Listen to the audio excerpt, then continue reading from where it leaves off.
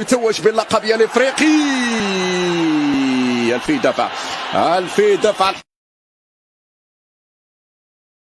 بينما كرة مراوغة ممتازة. أشرف حكيمي حتى ممكن جول.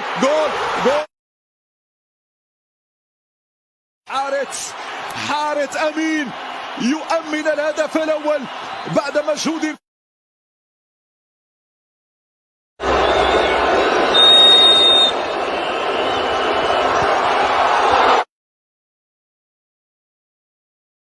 أمير عدلي يسجل.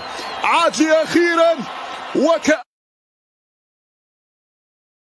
هدف ثالثا يا وليد يا الركراكي هنا.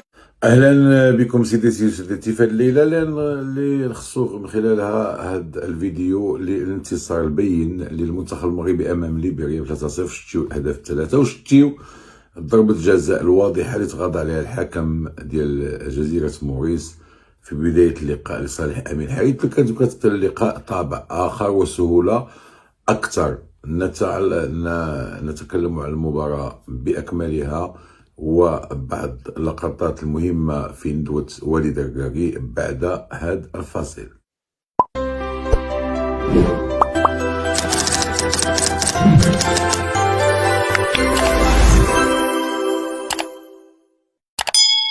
مباراة عرفت دخول لاعبين جدد في غياب المزراوي المصاب. أخيرا أسامة العزوزي ياخذ المكان ديالو وتيبصم على مباراة رائعة. ذكرنا في بعض الخاصيات ديال سفيان أمرابط، كذلك أملاح خلى البلاصة ديالو اللاعب بلال الخنوس، وحارث جرب في مكان آخر ماشي جناح بل أكثر في وسط الميدان، ولكن تنظن بأن كان واحد شوية ديال التشابك، ماشي تشابك ديال شي واخد بلاصة شي بينو وبين عز الدين أناحي.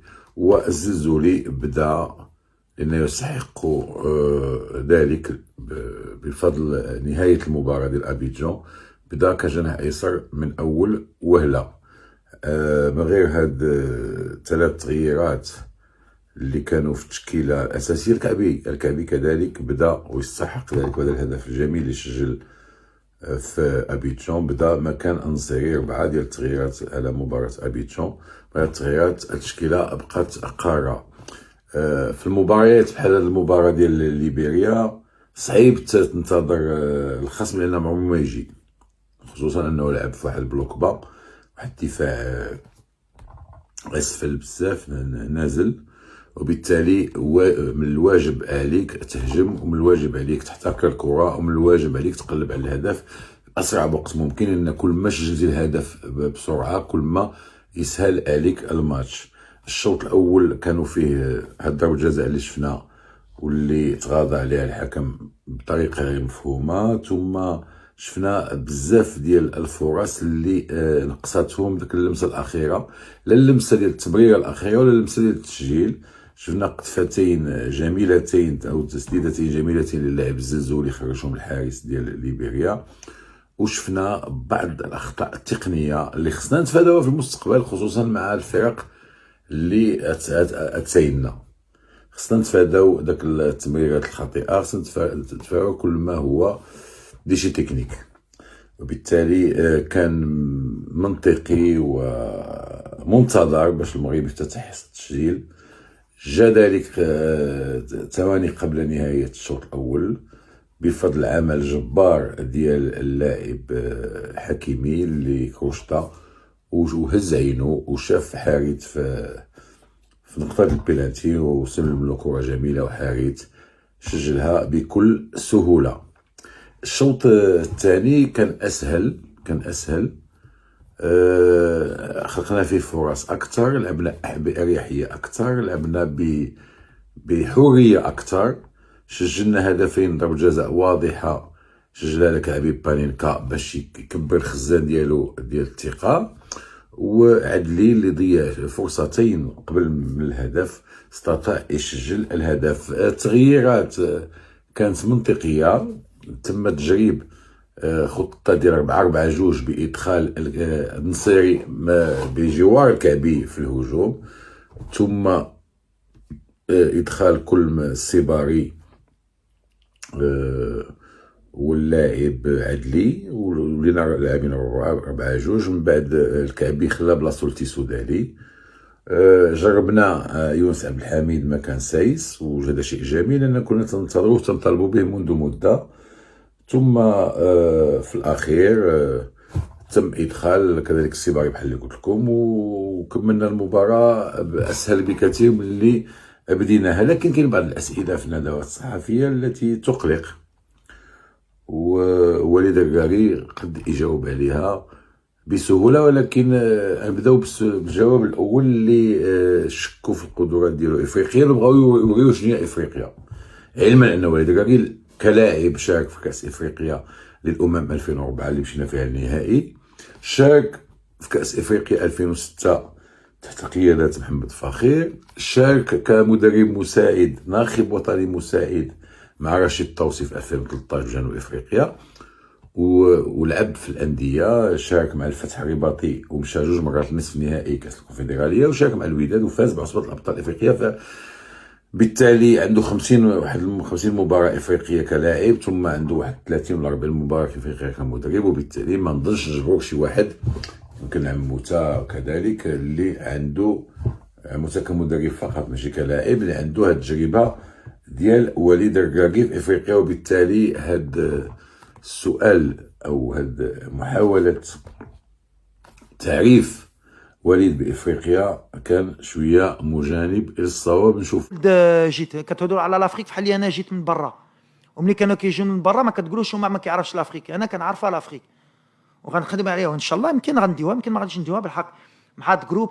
انا تيق ملي نقولوا نديروا شي حاجه بالحق افيك لي بيي سور تير افيك دو لامبيسيون اي دو لوميليتي، هادشي اللي خصنا باش نديو الكوب دافريك ان شاء الله. لي بلون دو جو لي فاريون دو جو اللي طالبنا بهم وليد الركراكي شرحهم في الفيديو الموالي، وشرح كيفاش اي واجهه المنتخبات القويه، وكيفاش انه مجبر كيفاش يواجه المنتخبات بين قوسين اقل قوه. هادشي اللي كنفكروا، عندنا بليزيور بلان ملي غنطيحوا كونتر دي تري غروند زيكيب، كنعرفوا شنو نديروا في البلوك ديالنا، باسكو ماشي ديما غتكون عندنا الكره، وكاين بحال الفراقي بحال اليوم اللي خصنا نكونوا برو اكتيف، خصنا نمشيو لعندهم، خصنا نهزوا الكره وخصنا نجبروا لي سوليوشن.